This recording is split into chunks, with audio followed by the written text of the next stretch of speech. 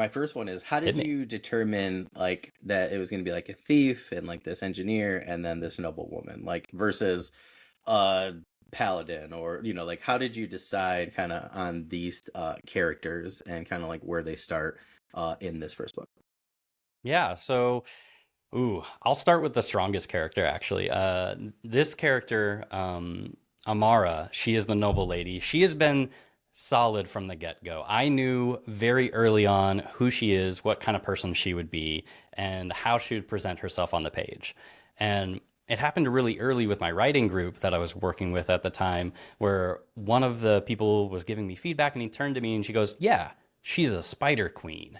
And I went, Oh, that's cool. boom, that is perfect. That is exactly who she is. Like, she has her goals. She has fierce loyalty to her house and the people in it and the people under her care. But beyond that, she is ruthless. She will do what she needs to do to survive within the system that she exists in, which is this island, which has been ruled by a foreign power for over a decade.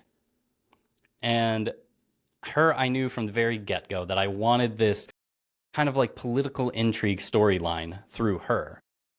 Moving on to the magical engineer, his name is Gellert. He has changed a lot. He initially was very heavily inspired by, oh, I can't remember the character's name at the moment, but one of the characters from Elantris, who is this Okay. like very order focused paladin inquisitor, and he was a little older than the rest of the characters, and he was like here very stern man with a mission. And who he became later, like through the story, is like, this is not what this story needs. This story needs someone who was an idealist, who has been burned and is now trying to navigate that path of, I have these beliefs, I have these ideals, but I know that they won't exist just because I want them to. The world won't shape its way just because I desire it. And so he's now just trying to find his path between, I have these abilities, I have these skills to create these beautiful things, but people are taking them and turning them into weapons, turning them into paths of destruction and subjugation.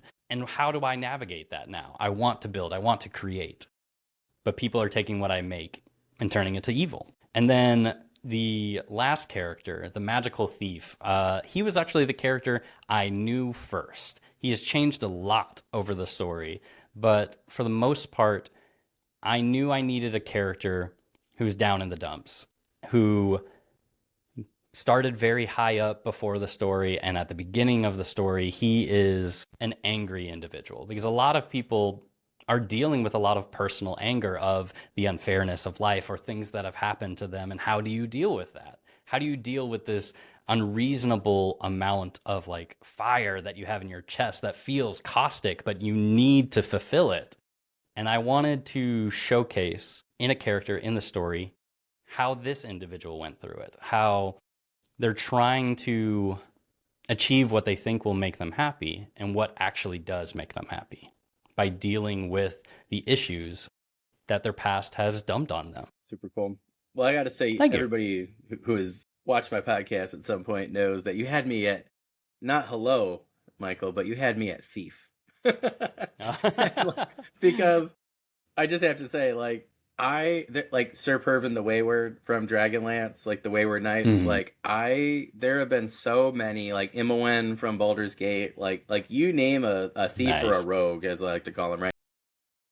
And there are just like there are so many great ones, like Richard Lee Byers writes great ones in Forgotten Realms behind me, right? Like they're just that's just one of those tropes that for me, like I just love in fantasy, because you take somebody who's down on their luck, right? And they generally all are, right? Yeah. You're rare that you meet a thief, right? That's on top, right? And if they are, they're not on top for very long, Ocean's 11 style, and then they got to do Mm. the thing. So that sounds just really, really cool from those two, like those three perspectives. Thank you. And I don't know which one I'm gonna like more because I That's yeah. it just sounds That's really that's one of the awesome. things